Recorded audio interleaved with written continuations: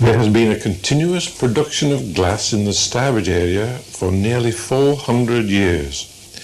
By the end of the 1600s, with 10 glass houses making broad glass, bottles and the new lead glass, the district was one of 3 main glassmaking centres in the country. Although the industry was mainly a Staffordshire one, the county boundary is the River Stour and runs at the bottom of Stourbridge High Street, it had a Worcestershire trademark, Stourbridge Glass, because when it was developing, Stourbridge was already a thriving small market town where the business of a wide area was done. Banks became established there and the Talbot Hotel was a focal point. The product became known as Stourbridge Glass, and so it has remained. Famous glassmen of the late 19th century and early 20th century particularly, designers, inventors, innovators, are remembered and represented at the world-famous Fieldhouse Glass Museum, which is where the Crystal Trail starts.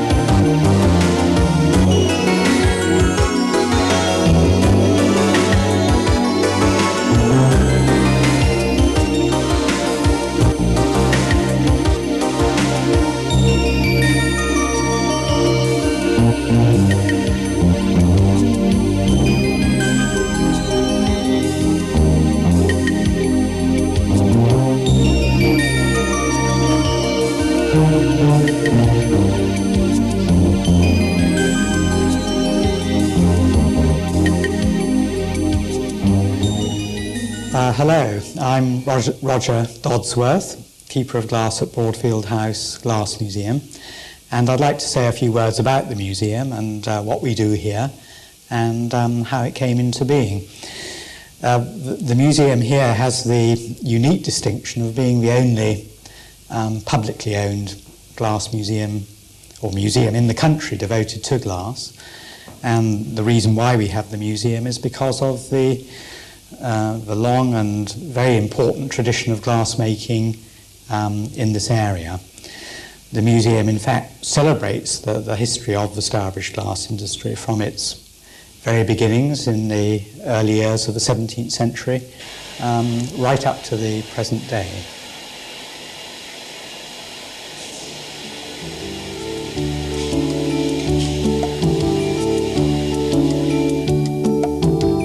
On the edge of the Black Country we find the Crystal Quarter. In a very confined area are the major crystal glass producers, each with an amazing history, still producing world-famous quality crystal today. The network of canals played a very important role in the development of the industry.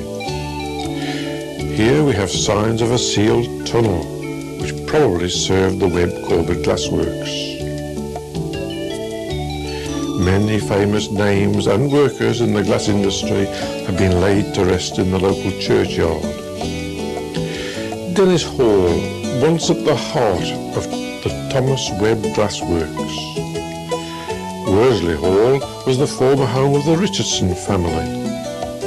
The Richardson Drill Hall, donated by William Hayden Richardson for the use of the local community. Worsley School of Art, now derelict, is at the bottom of Worsley High Street. This opened in 1897 and Frederick Carder was the principal instructor there teaching glassmaking.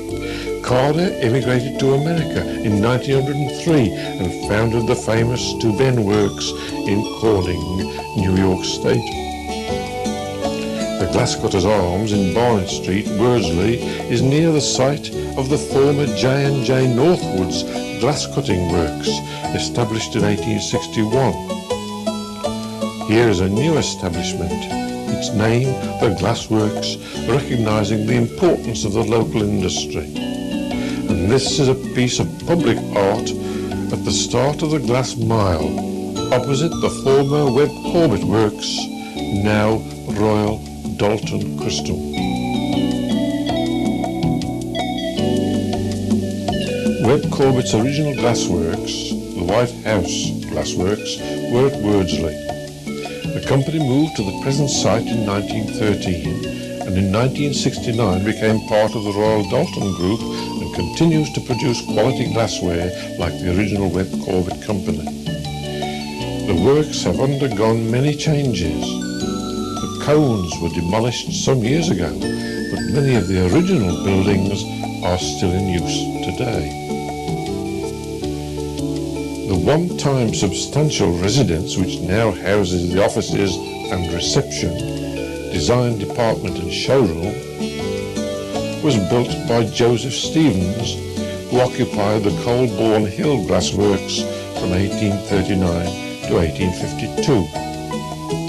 Here in the drawing and design office, the design team ensures that the tradition of the company for its unique quality of glass is maintained.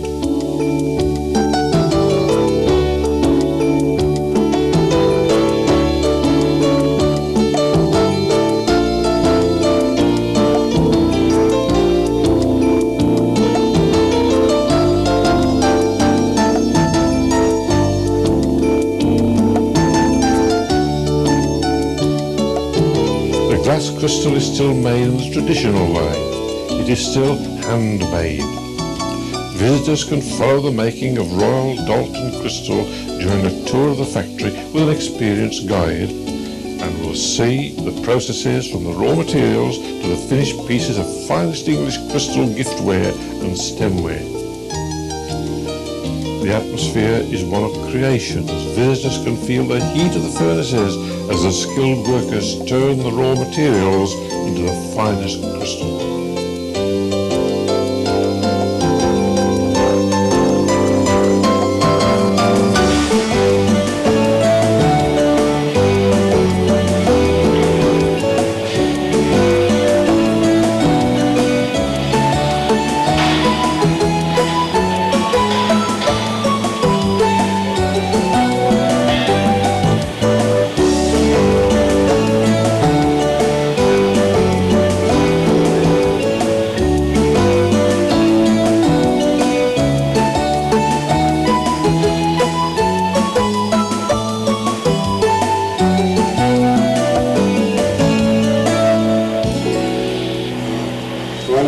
Glasswick Hayden. I work on the end of the leer, which is an endless conveyor belt. It anneals the glass, which takes 2.5 hours to come through.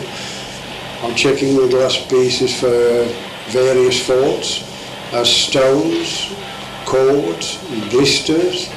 And we also check the size of the feet and the foot gauge to see if they're all more or less in uniformity.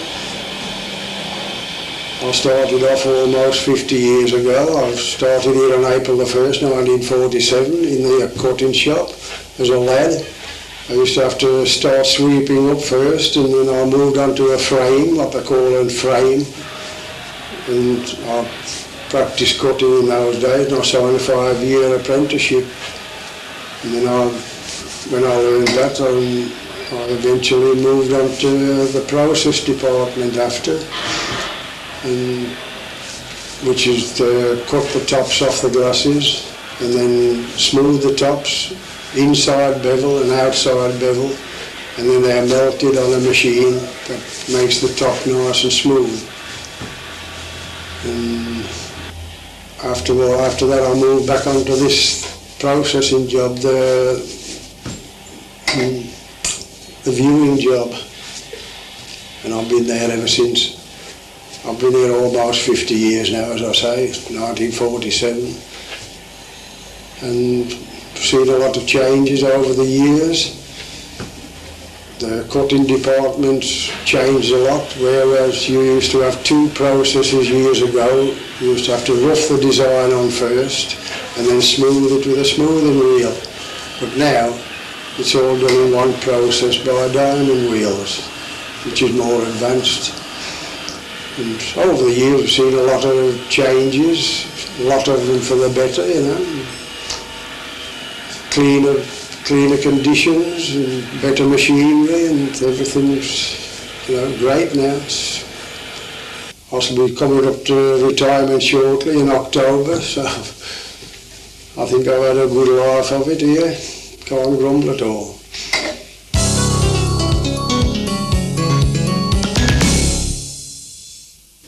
I am David Nightingale, Operations Manager of Royal Dalton Crystal, a member of the Royal Dalton Group, the world-famous tableware and giftware manufacturers.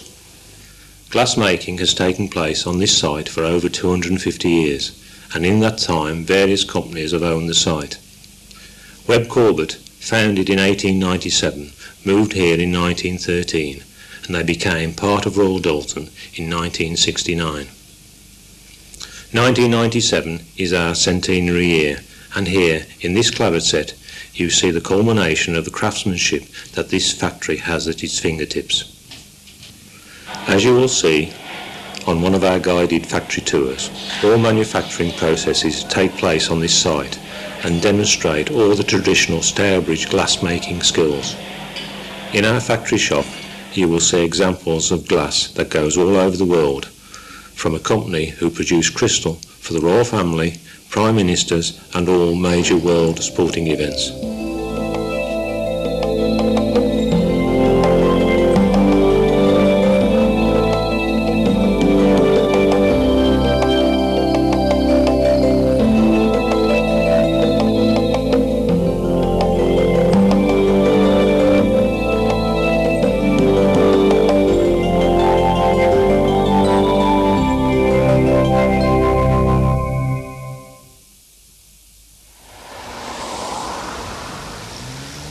As we continue along the crystal trail, we come upon Dawn Crystal.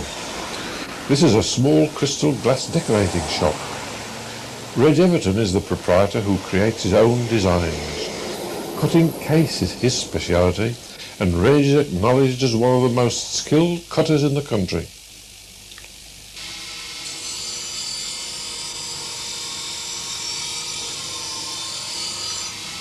Reg learned his skills at Stuart Crystal, where he served a 6-year apprenticeship working with 3 of the finest craftsmen of the time.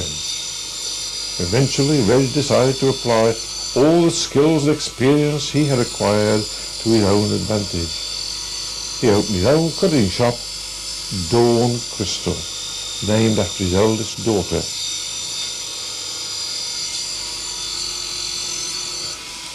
Using a diamond cutting wheel, Reg cuts through the coloured outer casing of the cased bowl to reveal the clear crystal underneath. This is a very delicate operation as he has to cut very deeply into the crystal.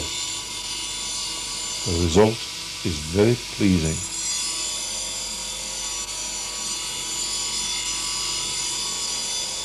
This is a piece of blue cased, again cut in cobweb, nicked edge, nicked round the base, and also on the base a big 16-point jewel star.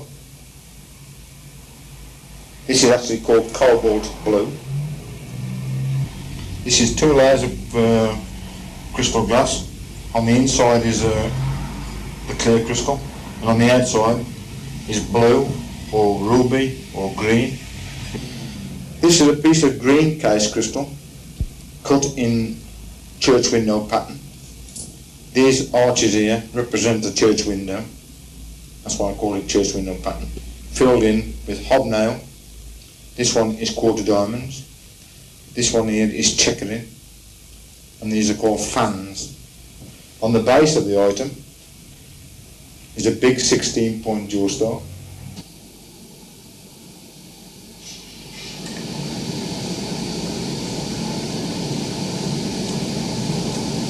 Harlequin Crystal is the only full-time manufacturer of cased crystal in this country. Overlay, or cased crystal as it is more commonly known, came from Bohemia at the beginning of the 19th century, but such glass had been made by the Romans. It was made by various English manufacturers from 1830. During this century, the demand for coloured glass declined.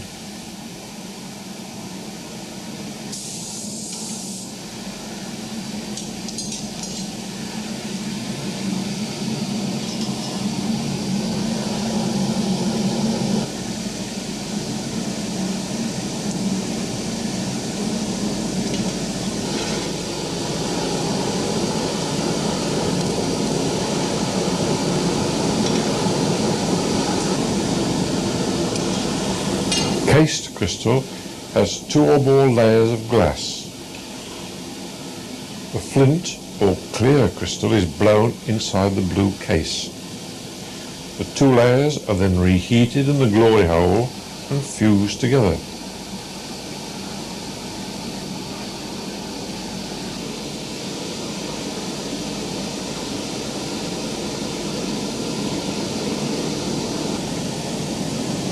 The punch bowl now begins to take shape. A mould and jacks are used in the initial stages. The glass has to be reheated regularly in the glory hole.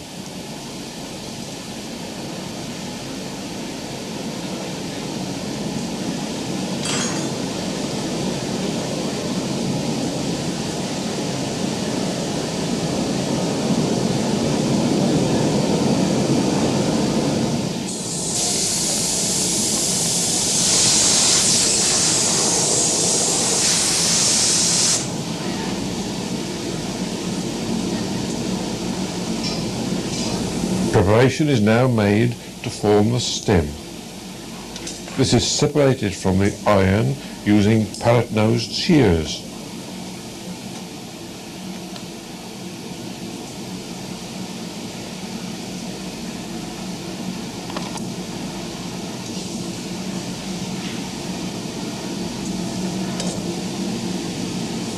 The stem is now shaped and is ready to receive the foot.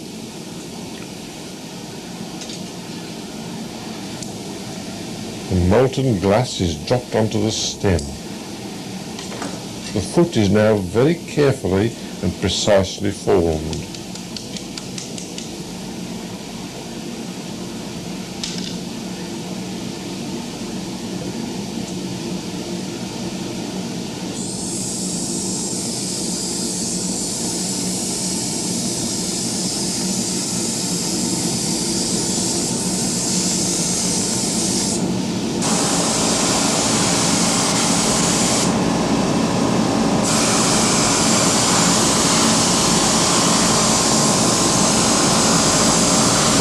step is to attach the punty iron to the foot and then to remove the blowing iron from the top of the bowl.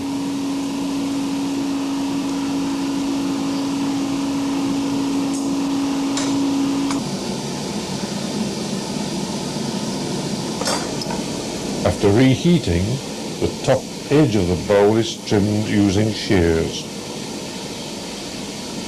The final shaping of the bowl now begins, the operator's hands still being shielded from the heat. This final process is a very skilled and precise job.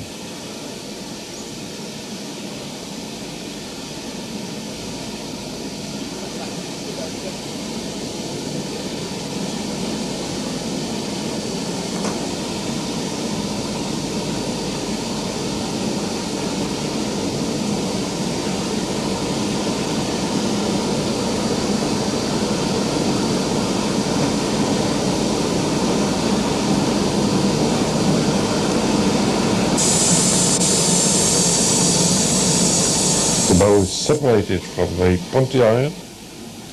It is now ready for annealing and then decorating.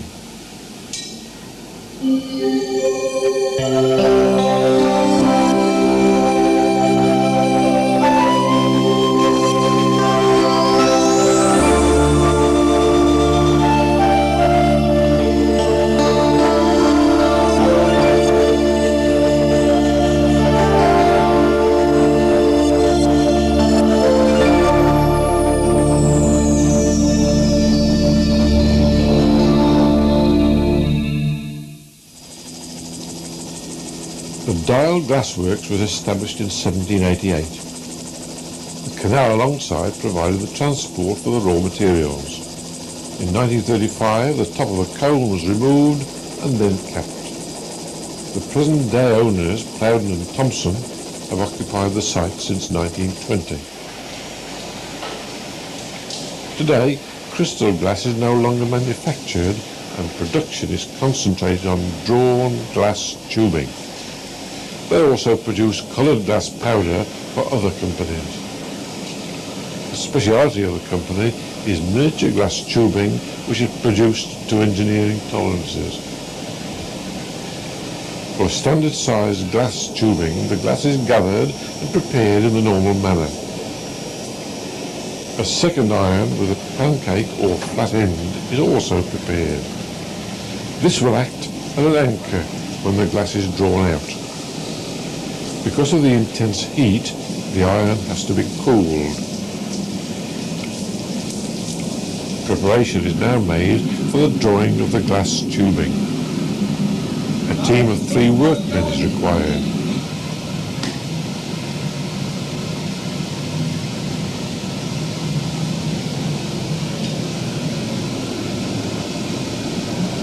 The glass is blown and drawn in a continuous operation. The diameter is controlled by the third member of the team. This is done by cooling the glass with a hand-operated fan. He checks the diameter many times during the operation. The process is smooth and continuous as the tubing is drawn out to a considerable length, perhaps up to 80 feet.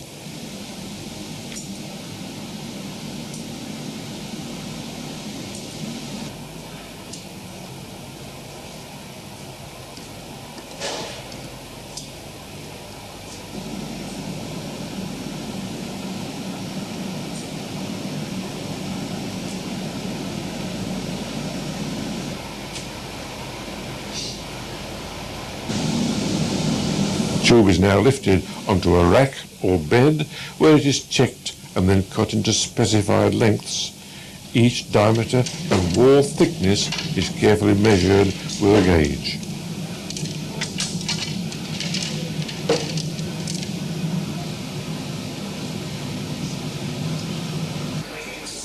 The tubing is now transferred to a straightening or truing machine. The tube is rolled and heated in the process. It is now ready for dispatch.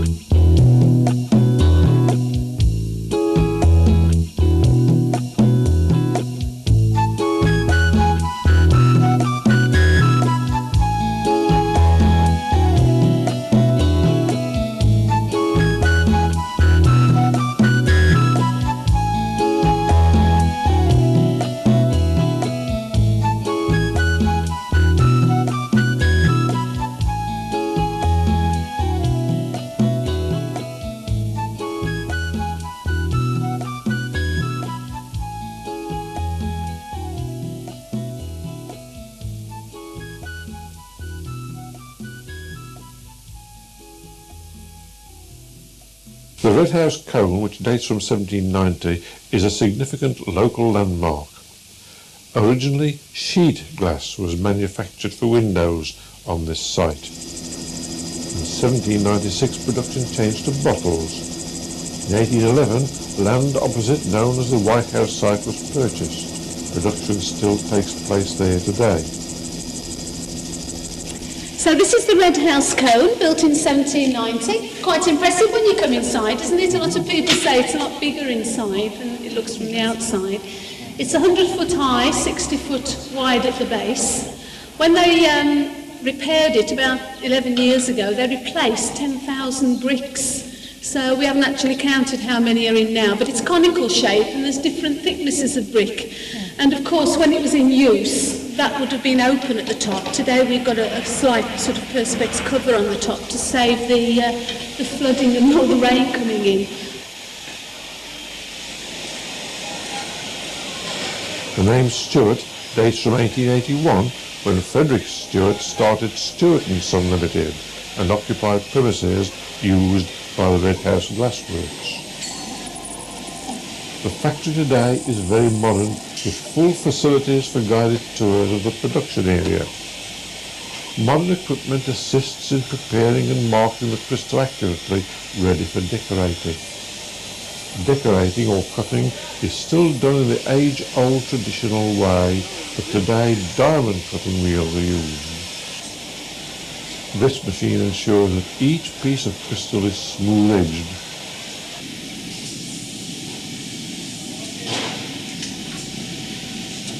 The production process is the traditional method which dates back to the Huguenot era. As a result, no two pieces of glass produced in the factory are exactly the same.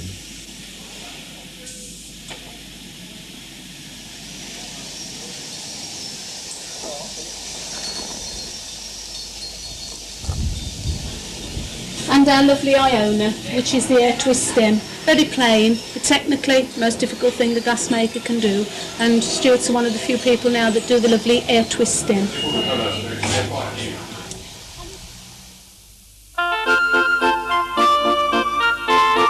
The stencil, place it in the centre and straight. Get a little piece of card and rub where the excess glue and get all the air bubbles out, like so. Once the stencil's dry, I then mask it up, and then once it's been masked, it's then taken to be blasted.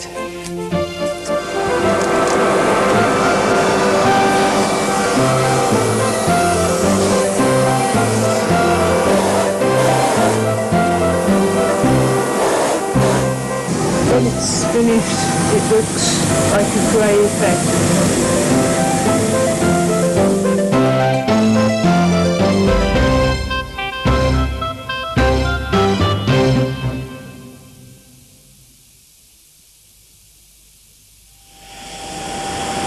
After the closure of Thomas Webb's Dennis Glassworks, the redundant craftsmen, 14 in all, formed a new company and called themselves Tudor Dennis Hall Crystal. This happened in 1989. Today, 11 of the 14 original founders remain.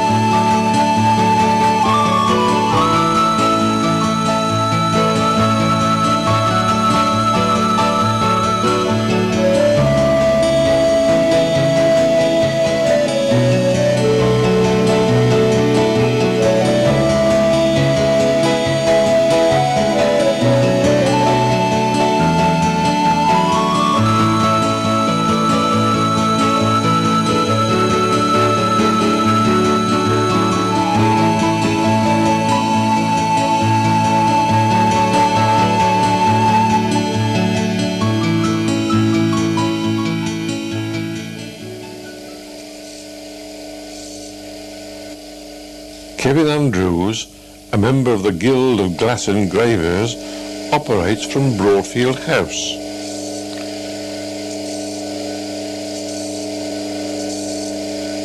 He uses the copper wheel engraving method for his work. Kevin is renowned for his skills, especially with animal and bird engravings.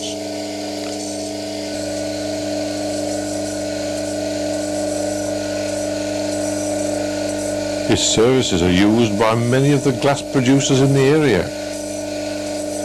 Each engraving is accurate down to the most minute detail and requires the utmost concentration.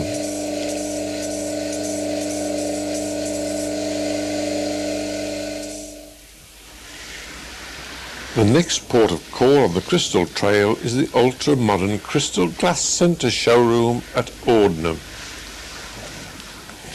Hello and welcome to the Crystal Glass Centre. I'd like to take this opportunity just to show you around a little bit and show you some of the items that we're actually selling in the centre.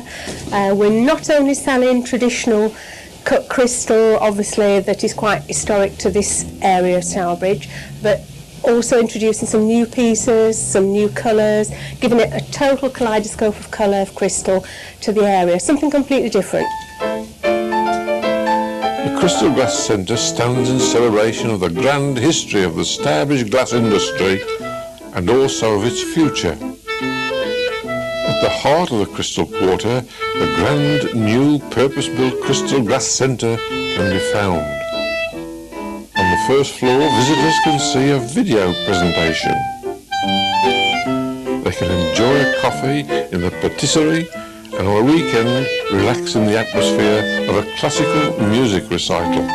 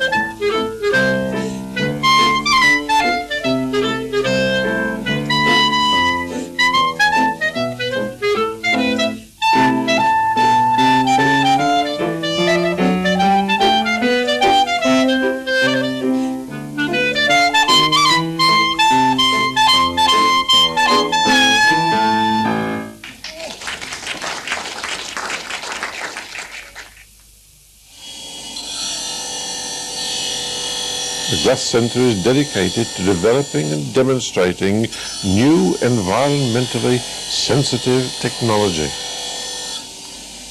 Visitors are very welcome at the modern workshops where they can see skilled craftsmen practicing the age-old art of glass cutting on modern machines.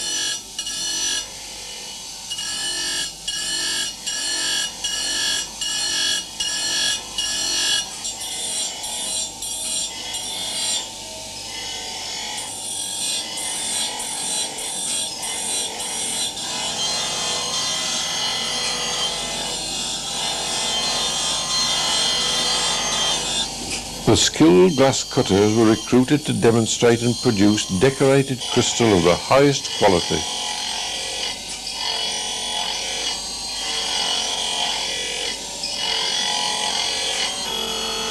The workshops are very modern and immaculate, in keeping with the image of the Crystal Glass Centre. At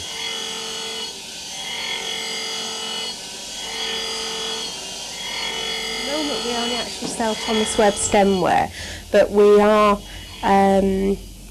hopefully going to, in the very, very near future, get lots and lots of giftware something that's been developed at the centre, and the nice thing for ourselves is that it is local crystal, so it will be quite extensive. All this side will actually be filled with Thomas Webb.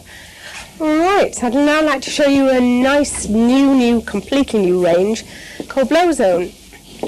Very, very different, very unusual, something completely different that I haven't seen for a long time, and made locally again. Completely different than Thomas Webb. Thomas Webb being a traditional cut crystal, and this one, as you can see, quite modern in its aspects. Made locally, just across the road from the centre, and it's doing very, very well. I'll also now like to show you some Edinburgh crystal, because basically Edinburgh crystal is who we are. Edinburgh crystal and Thomas Webb, so I'll show you some of the giftware of Edinburgh crystal. These are some of the ranges that we sell in the Edinburgh crystal giftware. Quite a good selection. We also sell first quality and second quality, both in the giftware and in stemware. Also presentation boxed and non-presentation boxed. Again, seconds and first quality.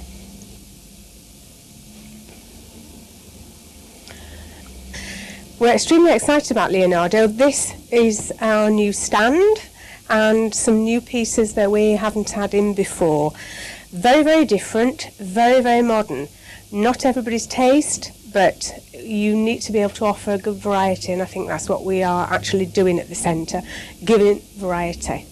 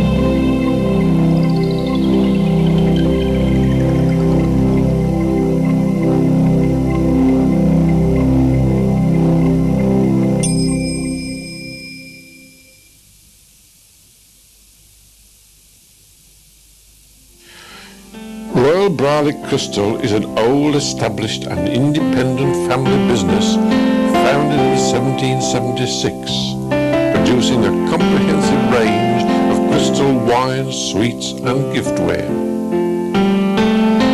The company is unique in that it is the only crystal business ever to be granted a British monarch's royal warrant.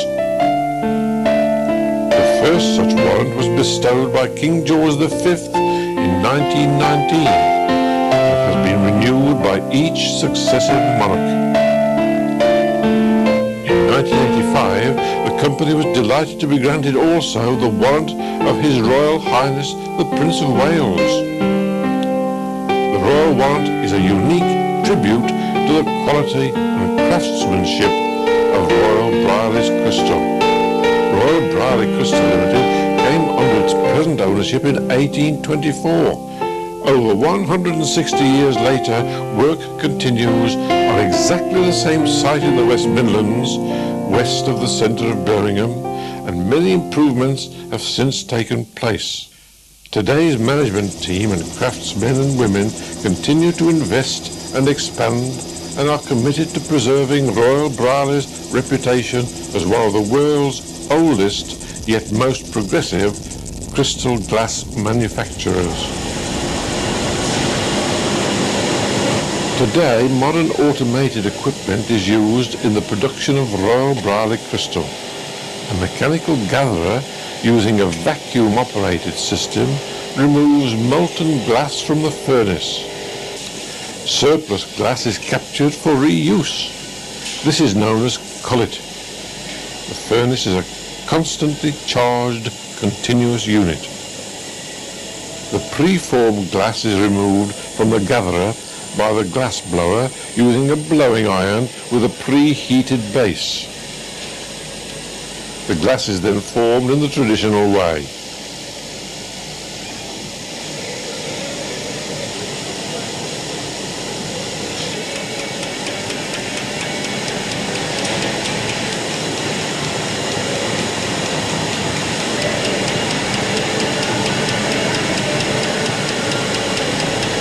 It is formed by hand and then blown using a mould.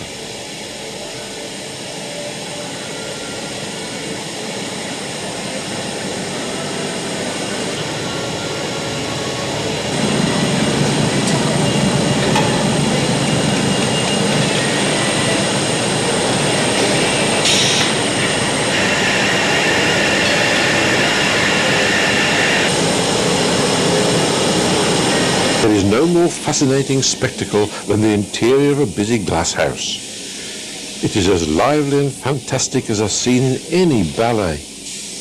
Grouped around the furnace, footmakers make red-hot bubbles, swaying and weaving like trumpeters in a wild jazz orchestra. Takers in dart to and fro like torch-bearers, whilst in a calmer rhythm, servitors and workmen fashion the molten metal into exquisite crystal forms.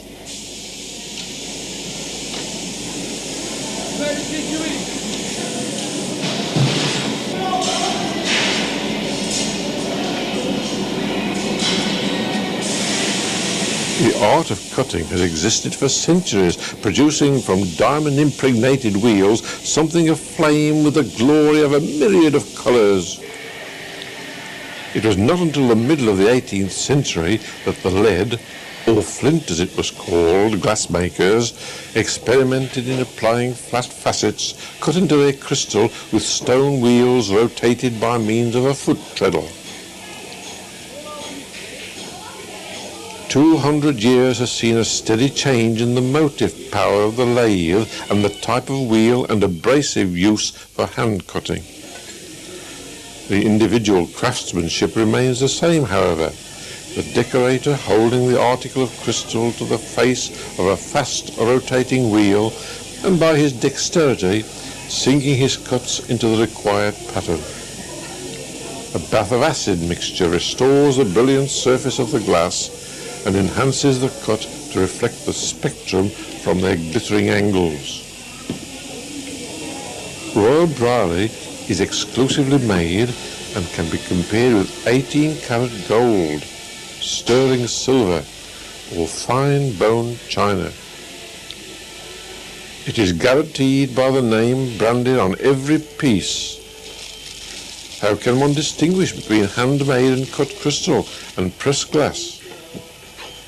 By the sharpness of the cutting or the crystal, by its intrinsic weight, by its brilliance and clarity, and by its looks and very feel of quality.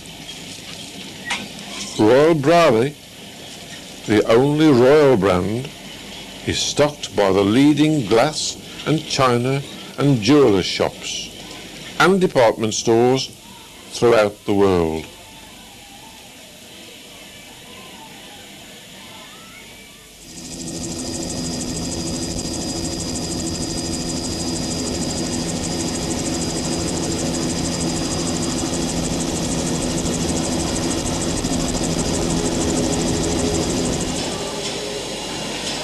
I'm Sam Thompson, actually, and I joined Royal Brolic about 1923.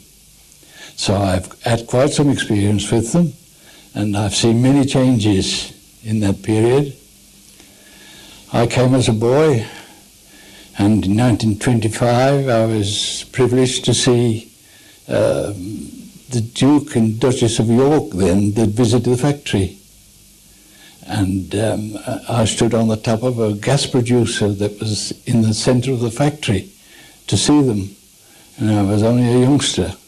But I was managing the processing in the factory for many years, and then the later years I joined the late chairman of the company in setting up this museum. And this museum reflects a lot of the history of the company. Here you see many techniques are shown. Now this is interesting because the silver deposit, silver is welded to the surface of the glass, the background is cut away and the artist then chases the silver. Adjacent to it here is massaged glassware. Its various metallic oxides are rolled into it whilst it's hot in the glass house. Then it's shattered, it's reheated and welded together like this and then blown into the article, giving a massaged effect. Everyone different. Again, that was an idea of John Northwood. That little piece at the corner there is known as Silveria ware, which are techniques not used today for a place between layers of glass and then oxidized and then on the outer edge threaded with green glass. The lamp, a white opalescent one covered with a citron glass, then again covered with a very fine thread of ruby glass from base to top. And whilst it's in that hot state, it's pulled out into that wavy motion. The house where we're in now is known as Honeybourne Museum, and the house was built in 1885 by Joseph Silvers Williams Thomas for a new art director that we were accepting, name of John Northwood, who was running a factory at Wordsley known as J&J Northwoods of Wordsley Decorators. Well, John Northwood was a famous name in the glass industry. He created the famous duplicate of the Portland vase and in cameo, and he was a great artist in his own right. Well, Silvers Williams Thomas acquired his services and brought him here as art director for this company. So this house was built to house him and he lived here.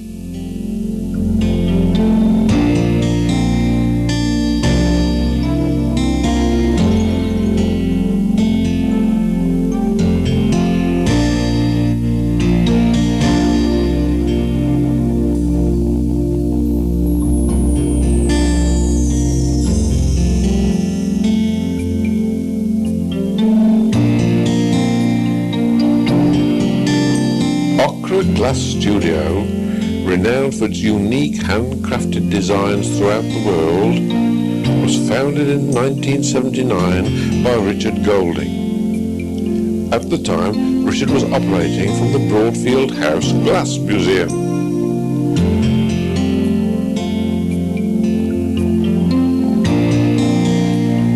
Only limited edition studio glass was manufactured, and each piece was signed by Richard. In 1994, Peter Hughes joined forces with Richard, and the new Ochre Glass Studio came into operation in the new, larger premises.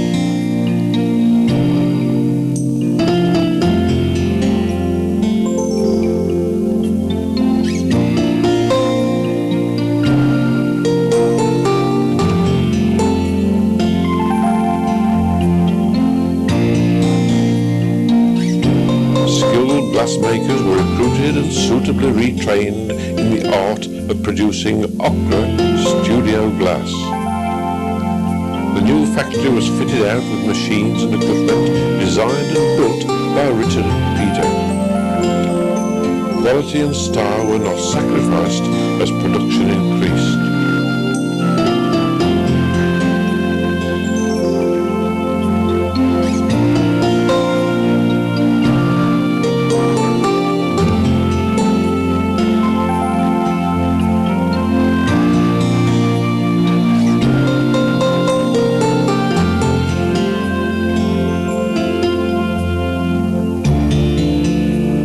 On June the 24th, 1994, Her Royal Highness the Queen honoured the studio with a visit and was presented with the very first piece of studio glass manufactured in the new premises.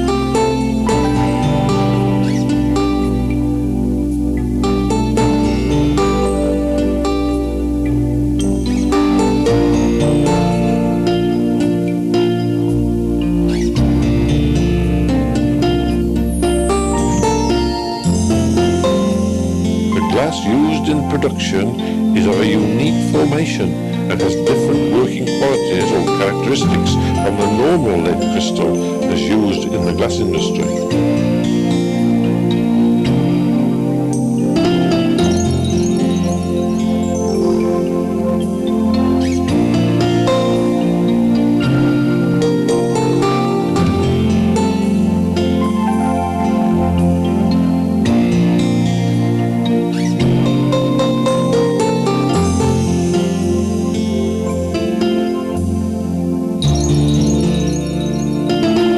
Neither paint nor transfers are used in the production process. All the coloured glass and coloured rods are mixed on the premises.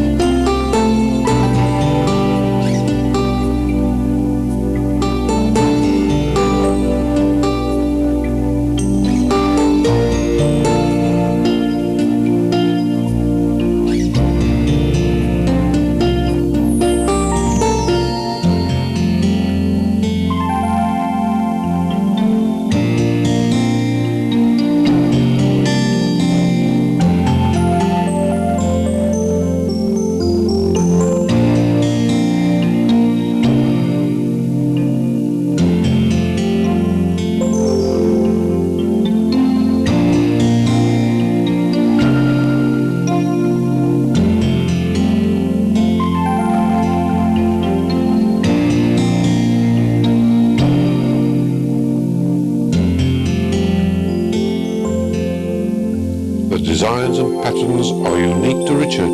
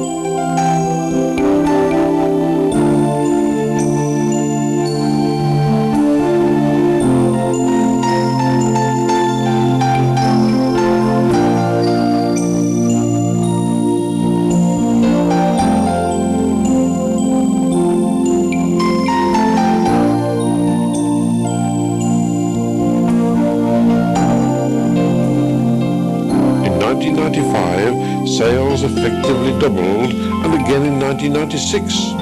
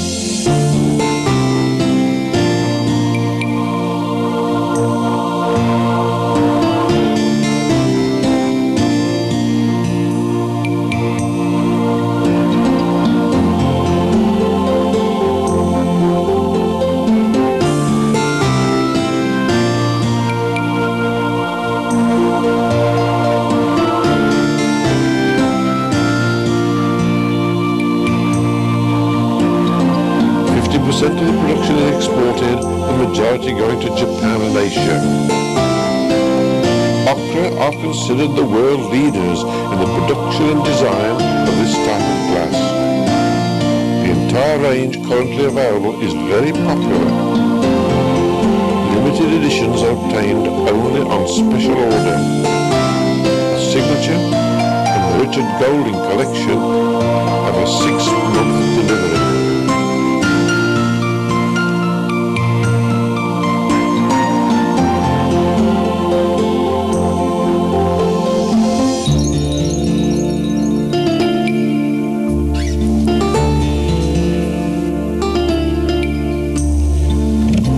Seen from our visits to old established traditional glassworks, works museums, smaller concerns and individual craftsmen, that experimentation and innovation in design, colour and manufacturing processes continue, thus ensuring that this long established local craft industry thrives.